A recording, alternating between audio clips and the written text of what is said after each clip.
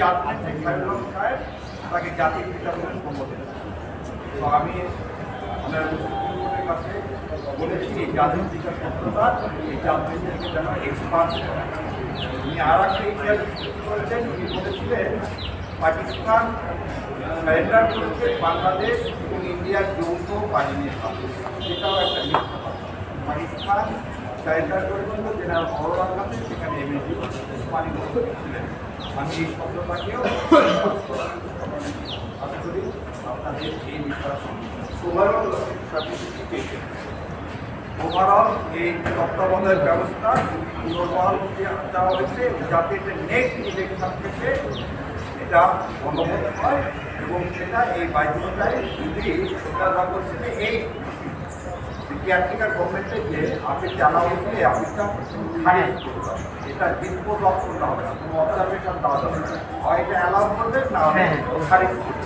Observation দিতে গেলে জাতি বিপদে বাতিল হয় এক্সপান্ডের প্রশ্নটা এই কারণে আনা হচ্ছে এই শব্দগুলো যুগের পর যুগ থেকে যাবে, মানে ইতিহাস একসময় বিচিত হয়ে যাবে, মিথ্যা যদি দরবার বলেন সেই কারণে আপনি যদি আজকে এক্সপান্ড করেন ভবিষ্যতে এই জাজমেন্টে এই শব্দগুলো আর এই জাতির পিতার শব্দটা থাকবে না।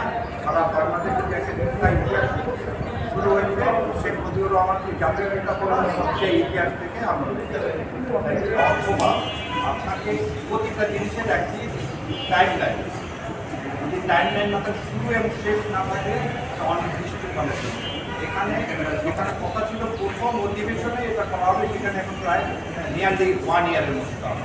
এবং আরেকটা জিনিস বলা হয় যদি করতে ব্যর্থ হয় তাহলে অটোমেটিকলি একটা কনস্টিটিউশন যাবে, কারণ এটা আমরা সবাই কনসিয়াস পাই, কারণ আমরা সবাই ঐক্যমতে এ বিষয়ে ঐক্যমত সেটা এতদিন লাগালে হবে না। তারপরে একটা রিজনেবল রাইট দিতে হয় এবং রিজনেবল রাইটটা বৈধ এটা দিতে পারে, কিন্তু it's a guide, it's not mandatory.